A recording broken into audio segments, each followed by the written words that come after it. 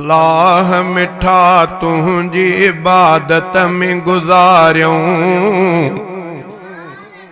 अल्लाह मिठा तुझी इबादत में गुजारियूं, डेरा हसदी तुझे तात में गुजारियूं, डेरा हसदी तुझे तात में गुजारियूं।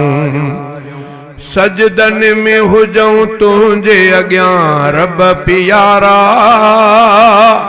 ही निर रखूं तुझे अग्यां रब नियारा। सजदन में हुजऊं तुझे अग्यां रब प्यारा, ही निर रखूं तुझे अग्यां रब प्यारा। तस्कीन लहन रूह था सजदन में सदाई, रब पाक इन हाल ऐं हालत में गुजारियूं, रब पाक इन हाल ऐं हालत में गुजारियूं। अल्लाह मिठा तुझी इबादत में गुजारियूं, डेरा हसदी तुझे तात में गुजारियूं।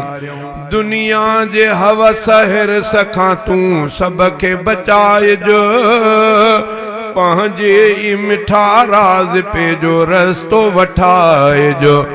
दुनिया जे हवस हिरस खां तूं सबके बचाइजो, पंहिंजे ई मिठा राज पे जो रस्तो वठाइजो। तूं जंहिं में हुजे राज़ी उन दग ते हलाइजो, इन तुझे अता उन ऐं इनायत में गुजारियूं। अल्लाह मिठा तुझी इबादत में गुजारियूं, डेरा हसदी तुझी इताअत में गुजारियूं।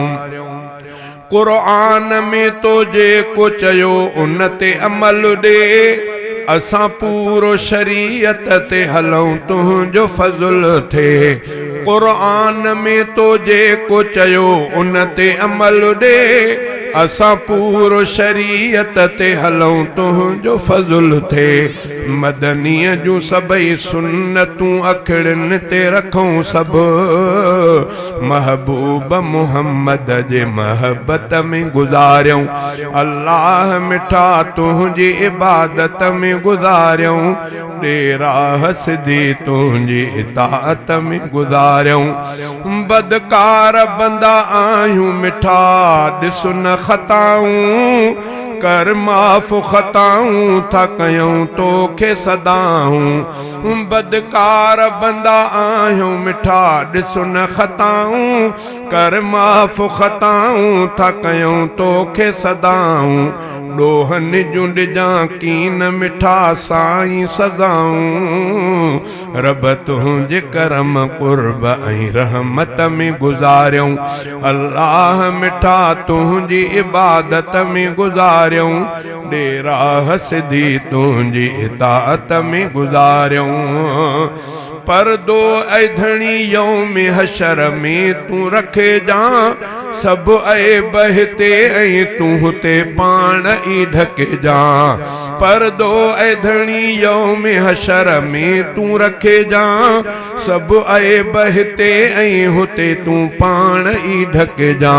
शहज़ादे जियां के ये घुरन था ही दुआऊं, शहज़ादे जियां के ये घुरन था ही दुआऊं। तूं बेहिश्त ॾिजां बेहिश्त में राहत में गुजारियूं। अल्लाह मिठा तुझी इबादत में गुजारियूं, डेरा हसदी तुझी इताअत में गुजारियूं।